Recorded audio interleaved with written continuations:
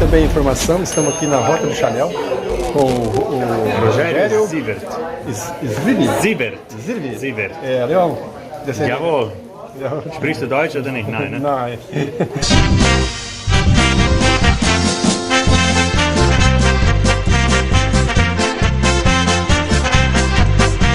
E a família aqui, vocês são de quantos? Olha, eu sou a quinta geração da família. Nós estamos 156 anos no Brasil. Então veio meu trisavô, meu bisavô da Pomerânia, que hoje é Polônia e Alemanha, e meu avô então construiu essa casa onde a gente mora ali em Chamel. Depois tu bate uma foto lá. Ela tem 111 anos e atualmente aqui nessa casa moram 6 pessoas de 3 gerações. Meu pai, minha mãe, a minha esposa, meus 2 filhos, a quarta, quinta, sexta geração moram aqui nessa casa. E a gente tem um ponto turístico aqui, a gente preserva, vamos dizer, a nossa casa, o nosso pequeno sítio, mas o sítio hoje é para o consumo da família. Então, mas tem porco, galinha, pato, frango, gado, plantamos milho, mandioca, batata, cana, a gente faz um tipo de uma geleia que também a gente vende para o turista, que a gente chama de mousse, e a gente recebe os turistas e ciclistas aqui em casa. O objetivo nosso é os turistas conhecerem a família daqui, a nossa realidade, o nosso dia a dia. E você é de que região? A família de vocês veio de que região da Alemanha? Hoje é Polônia e Alemanha.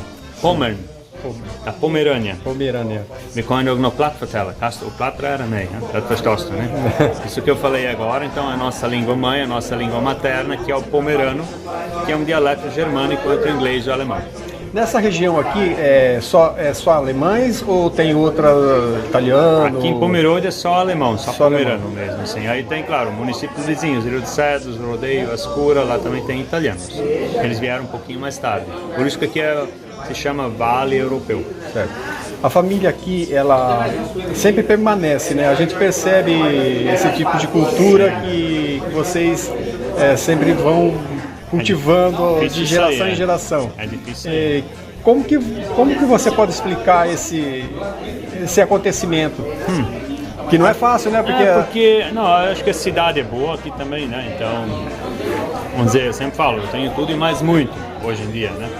Mas antigamente, claro, não era fácil tudo como quando eles vieram para cá, então por isso que a gente dá valor hoje, a gente dá valor para os nossos antepassados que lutaram tanto e que hoje a gente está na era do pão. Então, uma vez um pastor falou, det tod i nåden das bröd, a morte e a necessidade do pão. Então, as 2 primeiras gerações lutaram com cobra, onça, índio, moreno cedo. Meu avô, meu pai, necessidade. Imagina viver sem energia, sem combustível, sem dinheiro. E eu, meus filhos, meus primos, irmãos, nós estamos na era do pão. Eu sempre falo, nós temos tudo e mais muito. A pergunta é, o que vem depois meus netos, bisnetos? Vai vir um churrasco, filé, picanha, vai melhorar mais ainda? Ou vai regredir para a necessidade ou para a morte de novo? Aí é um ciclo e cada um tem sua opinião e só Deus sabe. Mas assim, não sei se você vai concordar comigo, né? Mas não é fácil você pegar uma geração e cultivar toda essa beleza, né? E essa história de vida que vem passando de geração em geração. Então eu vejo assim que é um esforço tem que se fazer um esforço e acreditar, né? A partir do momento que você sabe sua história, você também consegue preservar a sua história. Se você não sabe quem você é ou de onde você veio, ou enfim, o que você era antigamente, as famílias e tal, aí tu também realmente não dá valor, mas a partir do momento que você sabe as dificuldades que passaram, você tenta preservar, você tenta mostrar isso, enfim, esse é o nosso objetivo aqui.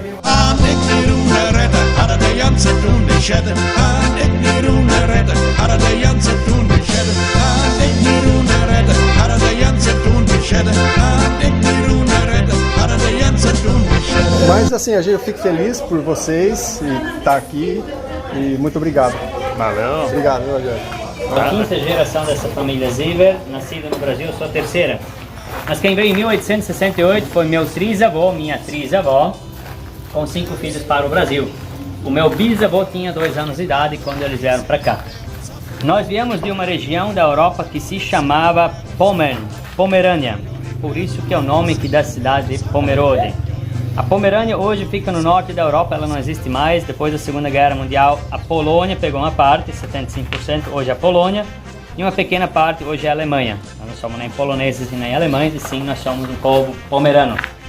Vi kommer nog något platt fortella, kommer nog pladdra nej, det förstås det. Isso que eu falei agora, a nossa língua mãe, a nossa língua materna, que é o pomerano, que fica entre o inglês e o alemão.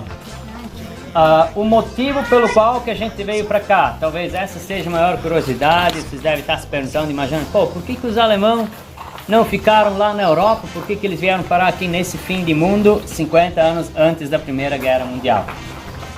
Então lá na Europa nós éramos diaristas dos grandes senhores feudais, nós trabalhávamos lá nos campos da agricultura da Europa, mas em 1850, quando os senhores feudais compraram tratores, máquinas agrícolas, o que aconteceu? Essa família aqui pode ir embora, essa aí fica dispensado, fica fora, a família Zivert pode ir embora. Então lá nós éramos sem terra, sem empregos, muita gente, muita pobreza. A Europa em 1850. Em 1850 o sul do Brasil aqui era o contrário. Pouca gente, poucos habitantes, muita terra, e o Dom Pedro aqui tinha um problemão. Os espanhóis, Uruguai, Paraguai, Argentina avançando e comendo cada vez mais as terras do sul do Brasil. Se Dom Pedro falasse e decidisse assim, olha, eu não quero me incomodar, Brasil é grande que chega, tem terra que chega, lá embaixo não tem nada mesmo, os espanhóis podem ficar com isso aí.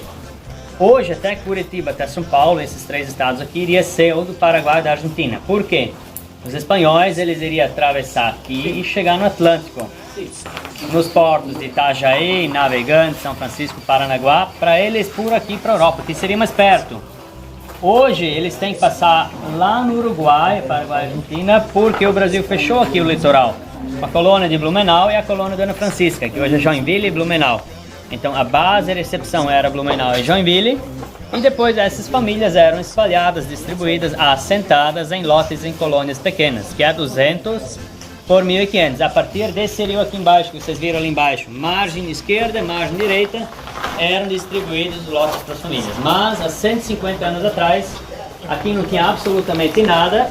E eu não sei se vocês observaram, lá na frente no jardim tinha uma cabaninha com umas luzes verdes lá. Essas eram as primeiras moradias, ou seja, nessa foto aqui, ou quem quiser depois, lá tem uma foto também. Essas eram as primeiras moradias, as primeiras casas. Eram umas cabaninhas no meio da mata de palmito e cipó preto, 2,5 por 3. Eu fiz uma réplica só para mostrar assim para os moradores aqui, para, né, como é que era aqui antigamente quando eles vieram para cá. Então no começo eles sobreviviam do extrativismo, que é caça, pesca, frutas e palmito. Palmito, o Jussara salvou eles no começo, tanto para construir essas casas, o telhado, as folhas no chão para dormir, principalmente para comer, para se alimentar. Aqui não tinha nada.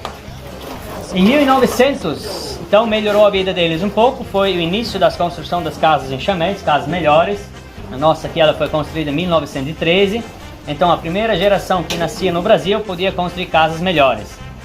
E o início da produção agrícola de grãos e animais. Isso foi até 1980. Durante 80 anos a base da economia de Pomerode era o leite, a agricultura. E de 80 para cá então foi fazendo isso aqui, ó. A agricultura foi morrendo e a indústria foi se instalando. As pessoas vivem que nem eu hoje em dia, aqui em Pomerode.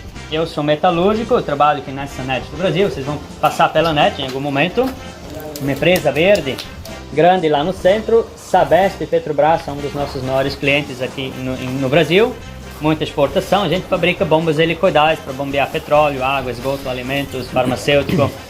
E eu tenho duas coisas que eu gosto de fazer nas horas vagas, dois hobbies praticamente: atender turistas, ciclistas e cuidar desse pequeno sítio desde o meu avô, isso aqui. Então nós temos porco, galinha, pato, frango, gado, uma vaca de leite, mas hoje é para o consumo da família. A gente não vende mais leite, porco, gado, nada disso aí. Alguma pergunta, alguma dúvida até aqui? Só para completar então o meu livro, depois talvez vai ter umas perguntas ainda. Hoje lá na Polônia não é uma região tão rica, tão evoluída. Existem muitas ruínas lá, onde nós vivíamos lá antigamente. É pequeno e pobre, e não tem mais alemão nem pomerano lá. Hoje quem mora lá nessas ruínas aqui são os poloneses. Eles não dão muito valor a essa terra ali, parece, pelo que eu vi. Eu estava lá, eu vi essas mesmas ruínas aqui no meu livro, que o meu amigo tirou em 2017. Eu vi lá um mês e meio atrás. Fui para Berlim, dei um pulo lá na Polônia, que é mais perto. E ainda é pobre, é pequeno lá, muitas ruínas. Nosso tripé, é educação, religião e lazer. Uma escola, uma igreja, um clube. Desde que chegaram aqui, essa era as primeiras coisas. Uma escola, claro, as casinhas, uma escola, depois uma igreja junto e depois um clube também. Então vocês passaram por toda a parte da educação. Nossa igrejinha aqui em cima é uma de madeira, bem pequenininha. Nós estamos construindo um templo novo lá do lado. Nós somos luteranos. Nosso clube aqui embaixo, vocês vão passar pelo clube daqui a 2 quilômetros à esquerda. Lá a minha filha, ela ficou Rainha Mirim, primeira princesa da Festa Pomerana 2017. Então a parte dos bailes, casamentos e tal. A história do milho. Foi através do milho que eles conseguiram sobreviver aqui então mais um século. Sem energia, sem combustível, sem dinheiro. Três gerações faleceram sem esses 3 itens. Mais um século. Se um dia der uma guerra, uma crise, vai que o sistema vai cair um dia, ou sei lá o que pode acontecer.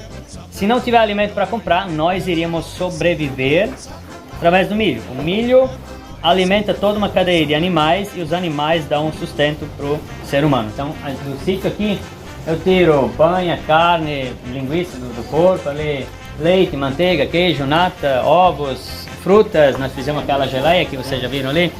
Então, eu mantenho mais ou menos isso que vivo. Então, antigamente eles tinham que produzir os alimentos aqui.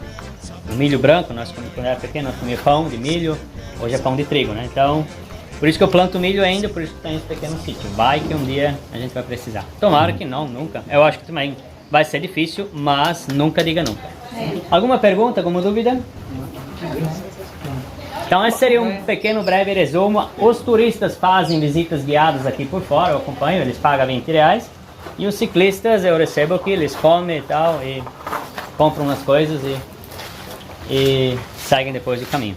Rogério, uma curiosidade, essas telhas vocês confeccionam elas? Sim, no começo então eram folhas, depois eram essas aqui, de madeira. De madeira? A de madeira aqui. Então, as primeiras eram madeira. Madeira, e depois essa aqui. A evolução das telhas lá. Sim. Então eram folhas, madeira e depois essas aqui. Cerâmica. E quem sabia dos dois problemas, quem nos trouxe para cá, eu vejo um pouco do lado religioso também, Deus nos tirou da Europa, nos colocou aqui, que é uma terra prometida, que é uma segunda Canaã. Se nós tivéssemos ficado lá, nós ia ter morrido em algum momento, ou da Primeira Guerra, ou da Segunda Guerra, ou depois na exterminação dos russos. Aí, tipo, a Alemanha, os nazistas bateram lá, depois eles bateram de volta, e aí nós ia ter morrido lá nessa parte. Você não estava aqui para contar isso. Exato. Então, o meu avô, meu bisavô, alguém ia ter morrido lá. Legal. Obrigado, Rogério. Ik leef er nog, ik zit in bij ons sappen nog. Ik leef er nog, ik zit in bij ons sappen nog. Ik leef er nog, ik zit in bij ons sappen nog. Ik leef er nog, ik zit in bij ons sappen nog. Herr Schmidt, hij zit hem douchen. Herr Schmidt, hij zit hem douchen. Herr Schmidt, hij zit hem douchen.